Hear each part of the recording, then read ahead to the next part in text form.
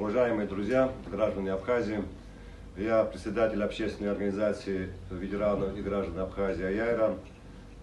Вся наша организация возмущены вчерашним поступком один из кандидатов в президенты Бадры Гумба, с его, я не знаю, как его назвать, поездкой в Москву. Я считаю, что это грубейшее нарушение Конституции нашего абхазского народа. При выборной кампании, кампания, которая ищет вне своего народа поддержку, а поддержку соседской дружеской государстве. Я считаю, что я хотел бы вернуться к тому, что экс-президент Республики Абхазии, к его словам: мы, народ Абхазии, ничего не можем, мы ни к чему не приспособлены. Так обращался экс-президент к народу Абхазии. Я бы хотел обратиться к нашему народу. Можем ли мы самостоятельно, как граждане Республики Абхазии, многонациональной Абхазии, быть самостоятельным или не быть? Это решение каждого индивидуального человека, защитника Родины. Здесь стоит на кону честь нашей Родины, честь нашей совести. По-абхазски, если говоря, «Аламас» и «Хау амчра огазам».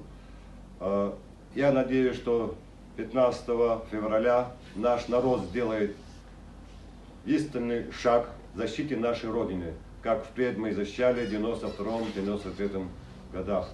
Я надеюсь, что наш народ умелый, мудрый, сильный духом. Надеюсь о том, что мы не дадимся разных манипуляций некоторых из кандидатов, которые сегодня ведут себя не в рамках нашей Конституции. Я считаю, что это грубейшее, еще раз повторяю, цитирую свои слова, что это действительно является большим нарушением нашей Конституции. Человек, который не нашел, еще раз повторяю, не нашел поддержку своего народа, ищет поддержку в другой стороне. Я обращаюсь еще раз к моим друзьям, моим боевым товарищам, погибшим воинам, их сыновьям, детям, матерям. Мы защитили нашу Родину. Судьбу народа Абхазии только может решить сам народ Абхазии.